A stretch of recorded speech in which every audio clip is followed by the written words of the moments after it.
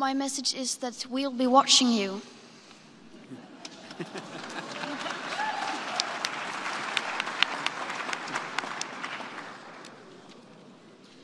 This is all wrong. I shouldn't be up here. I should be back in school on the other side of the ocean. Yet you all come to us young people for hope. How dare you? You have stolen my dreams and my childhood with your empty words, and yet I'm one of the lucky ones. People are suffering, people are dying, entire ecosystems are collapsing. We are in the beginning of a mass extinction, and all you can talk about is money and fairy tales of eternal economic growth. How dare you?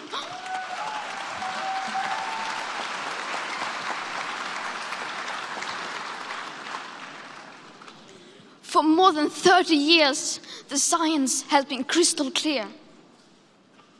How dare you continue to look away and come here saying that you're doing enough when the politics and solutions needed are still nowhere in sight? You say you hear us and that you understand the urgency. But no matter how sad and angry I am, I do not want to believe that. Because if you really understood the situation and still kept on failing to act, then you would be evil, and that I refuse to believe.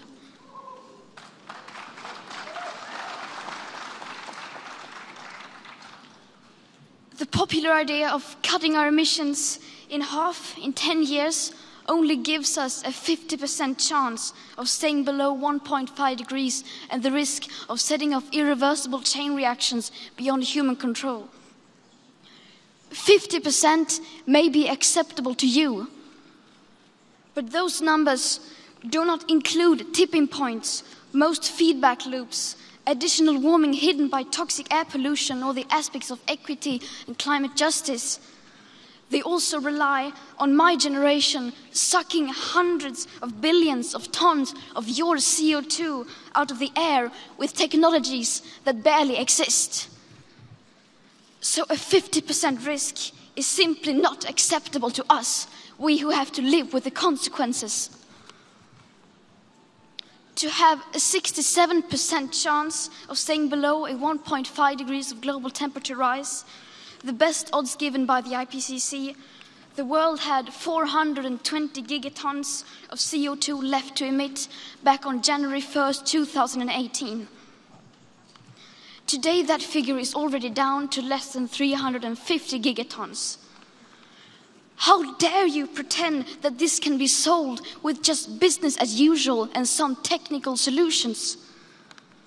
With today's emissions levels, that remaining CO2 budget will be entirely gone within less than 8.5 years.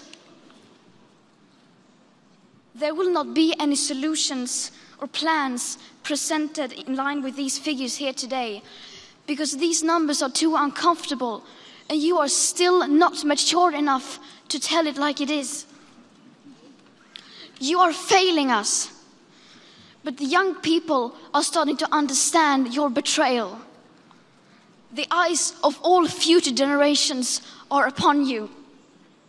And if you choose to fail us, I say we will never forgive you.